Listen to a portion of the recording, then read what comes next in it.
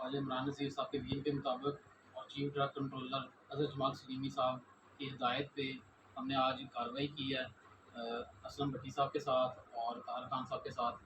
Police party की मौजूदगी में हमने ये रिकवरी किया है। ये नारकोटिक्स के इंजेक्शन बेसिकली जो नशावर इंजेक्शंस हैं वो बरामद किए हैं। इसके अलावा सरकारी दवाइयाँ बरामद की हैं और अनरजिस्टर्ड मेडिसिन रिकवर की हैं। ठीक है, तो इसके खिलाफ इंशाल्लाह हम ऑपरेशन जारी रखेंगे और हमें पुलिस पार्टी का शुक्रिया अदा करते हैं कि उन्होंने बर वक्त हमारा कोऑपरेशन किया और हमें उन्होंने सपोर्ट किया पूरी तरह से और इस रिकवरी को कामयाब बनाया है। Thank you. मैं एसटी पतों की तैनात हूँ। ये हमारे साथ आज ड्रग इंस्पेक्टर साहब मौजूद है।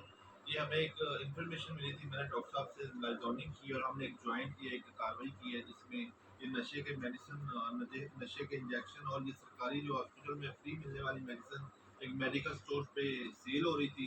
इसको डॉक्टर साहब की कॉपरेशन है इनका, हमने ये सारी सीज की है जिसमें ये कॉटन भी पड़े हुए हैं और ये एक लार्ज क्वांटिटी में ये जो एक इलीगल एक्टिविटी थी और ये जो नारकोटिक्स और ये एक बहुत ही खतरनाक जो आइस से भी ज़्यादा खतरनाक इंजेक्शन है जो इधर बड़ा फ्रीली सेल हो रहा था, ये हम डॉक्टर साहब ने सील किया। तो ये एक बड़ी एक अच्छी कावश है और हम इंशाल्लाह ऐसी एक्टिविटीज़ को मज़ीद जारी रखेंगे।